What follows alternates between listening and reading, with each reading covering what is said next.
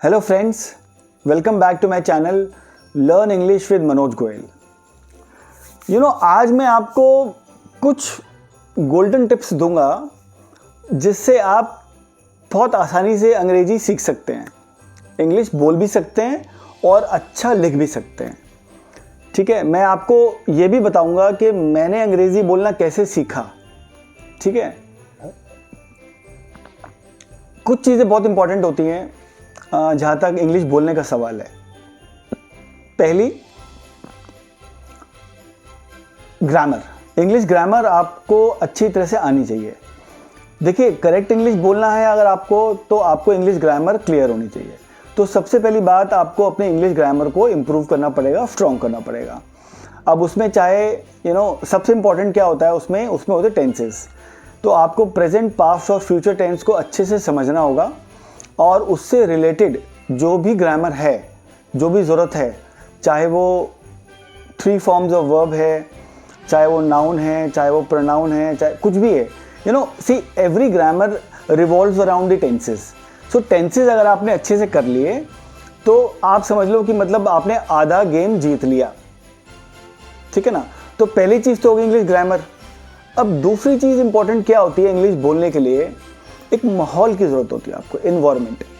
आसपास का जो माहौल होता है आपका, उसमें आपकी फैमिली आ गई, अगर आप पढ़ते हैं तो उसमें आपके स्कूल के फ्रेंड्स आ गए, अगर आप जॉब करते हैं तो उसमें आपके कलीग्स आ गए, आपका ऑफिस का एनवायरनमेंट आ गया। सो फैमिली, फ्रेंड्स बड़ा इंपॉर्टेंट रोल प्ले करते हैं इसके अंदर। अब मान लीजिए आप स्कूल में पढ़ते हैं, ठीक है, आप स्कूल में अंग्रेज़ी पढ़ के आए, बट अगर आपको घर पे वो माहौल नहीं मिलेगा तो आपको इंग्लिश बोलने में, सीखने में थोड़ी सी दिक्कत का सामना होगा, या आप थोड़ा सा स्लो चलोगे। अब बहुत से घरों में देखा है हमने कि माँ बाप उतने पढ़े लिखे नहीं होते, बट वो चाहते हैं कि हमारा बच्चा इंग्लिश बोले, इंग्लिश लिखे। राइट, सबका सपना होता है। चाहे आप कुछ भी काम करते हैं, चाहे आप जॉब में हैं, चाहे आप बिजनेस में हैं। अब चूँकि वो इंग्लिश नहीं बोल पाते या नहीं समझ पाते, तो जाहिर बात है वो अपने बच्चे को भी पढ़ा नहीं पाते, वो बच्चे को माहौल नहीं दे पाते जिससे वो अंग्रेज़ी बोलने में उसको हेल्प हो। वो क्या करते हैं, ट्यूशन लगा देते हैं बच्चे की, कि बेटा ट्यूशन लगा देते हैं आपकी, आप पढ़ो और समझो। उनका सपना होता है कि मेरा बेटा एक दिन अच्छे मकाम पे पहुँचे, सबका होता है, और अच्छी अंग्रेज़ी बोले, अच्छी अंग्रेज़ी समझे, लिखे।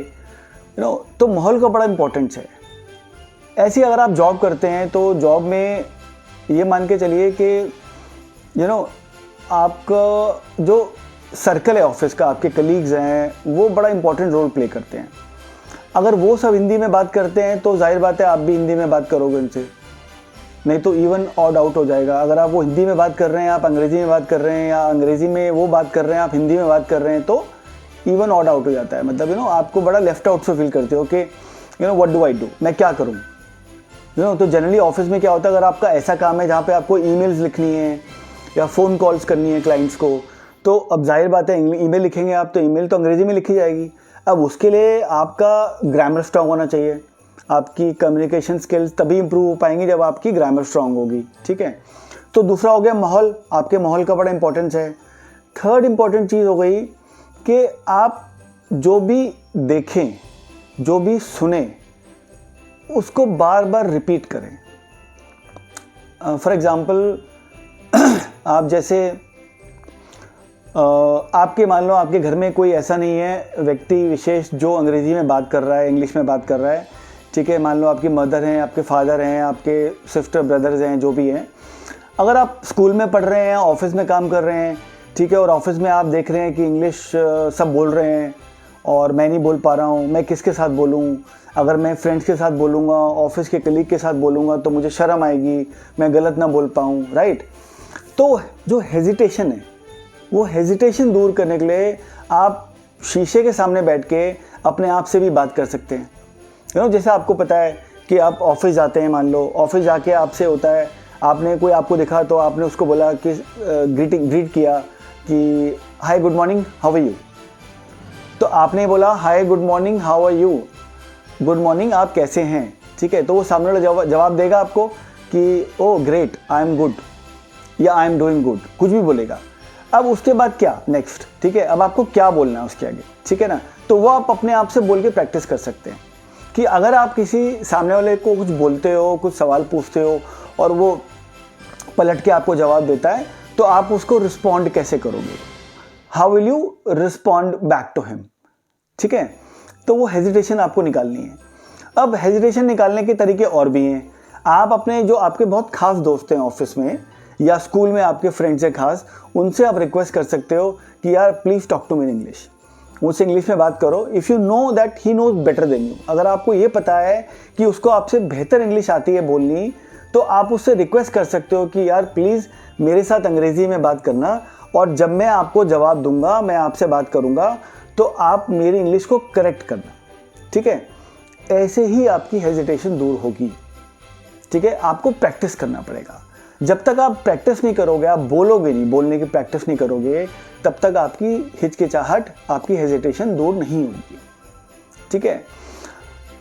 कुछ ऐसे इंस्टीट्यूशंस हैं जो इंग्लिश बोलना सिखाते हैं, ठीक है, वो भी आपको यही मेथोडोलॉजी से काम इंग्लिश सिखाते हैं। जैसे आपकी ग्रामर पहले इंप्रूव करेंगे एंड देन आपकी कम्युनिकेशन स्किल्स पे काम करेंगे।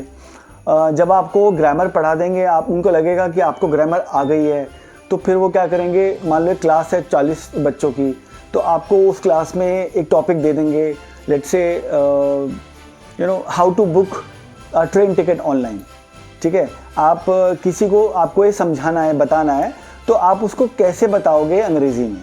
तो आपको सारी चीज़ें कि आपको पहले वेबसाइट खोलनी है, you have to open the website first and then you have to select the destination from and then to and so on, right. जो भी आप स्टेप्स फॉलो करते हो एक ट्रेन टिकट बुक करने में, आपको वो सारे उसको अंग्रेज़ी में बताने हैं।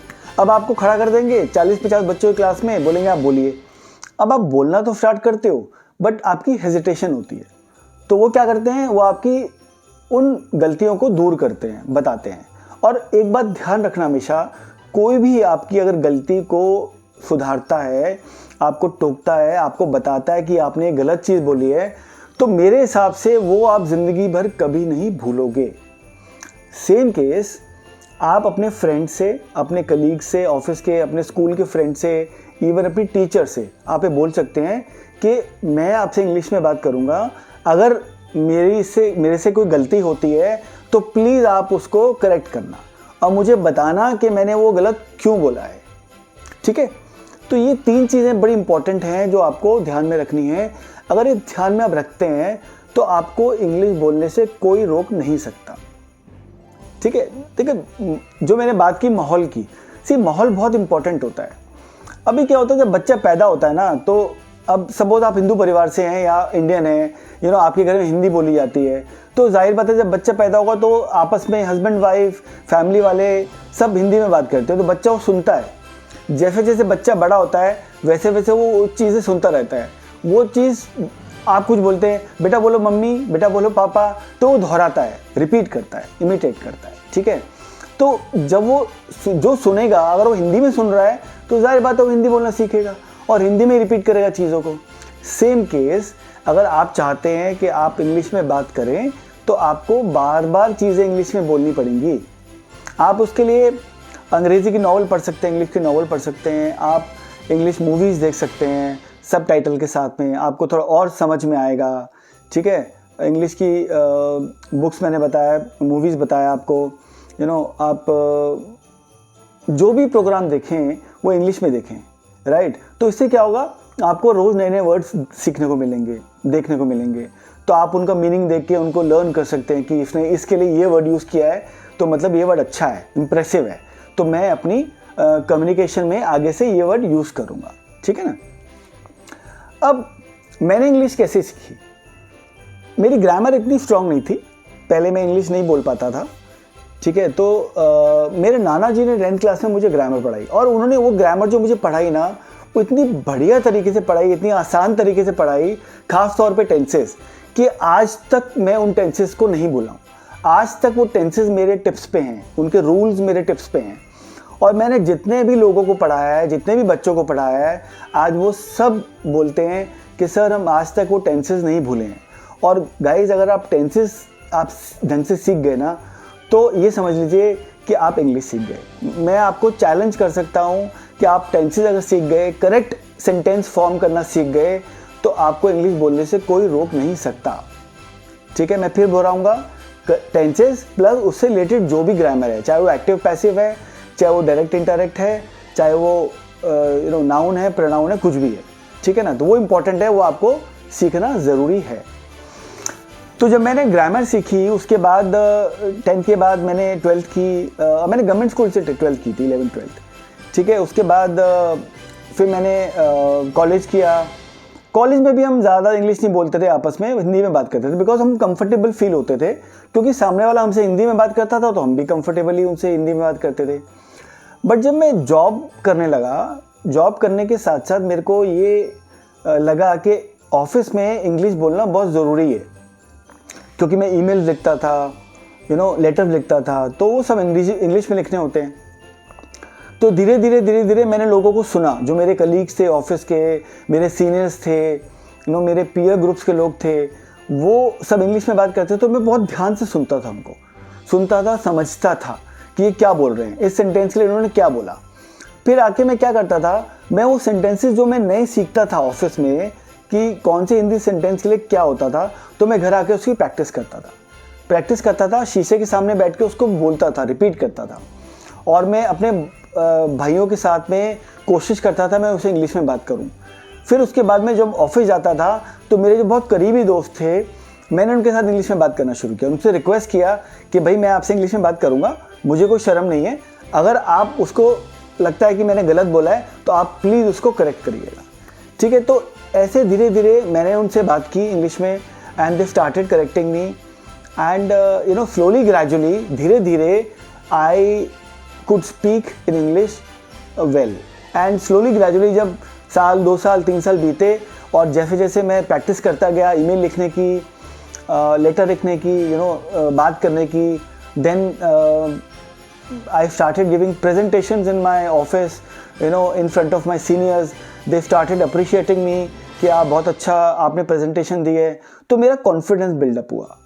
ठीक है, जब आपको कोई कॉम्प्लीमेंट देता है, आप कुछ काम करते हो, तो आपका कॉन्फिडेंस बिल्डअप होता है, बहुत इंपॉर्टेंट है। तो जैसे जैसे आपकी हेजिटेशन दूर होगी वैसे ही आपका कॉन्फिडेंस बढ़ेगा, और जब आपका कॉन्फिडेंस बढ़ेगा तो फिर आप एक बड़ी फोरम में भी इंग्लिश में फ्लुएंटली बात कर सकते हैं। ठीक है गाइज, मैं अभी बहुत जल्द टेंसेस की क्लास शुरू करने वाला हूँ, और मैं हर एक टेंस को बहुत ही आराम से, बहुत ही ईजी लैंग्वेज में आपको सिखाऊंगा, पढ़ाऊँगा। मेरी आप सबसे रिक्वेस्ट है कि वो क्लासेस आप बिल्कुल मिस मत करना। ठीक है, जो मैंने अपने नाना जी से सीखा था, मैं उसी पैटर्न पे, उसी तरीके से आपको टेंसेस पढ़ाऊँगा। ठीक है, आप उसको ज़रूर देखना और अटेंड करना क्लास को। मैं आपसे वायदा करता हूँ कि जैसा मैं आज तक उन टेंसेस को नहीं बोला, आप भी ज़िंदगी भर उन टेंसेस को नहीं भूलेंगे। और एक बार आपको टेंसेस आ गए, रिलेटेड ग्रामर आ गई, तो फिर आपको इंग्लिश बोलने से कोई रोक नहीं सकता। ठीक है, तो wait and watch for my next class on tenses. So मैं स्टार्ट करने वाला हूँ बहुत जल्द, और आपने अब तक मेरा चैनल अगर सब्सक्राइब नहीं किया है तो प्लीज़ सब्सक्राइब करिए, अपने दोस्तों को भी कराइए, अपने कलीग्स को भी कराइए, एंड उन सबसे बोलिए कि सब्सक्राइब करिए और फिर टेंसेस क्लास का वेट करिए। ठीक है।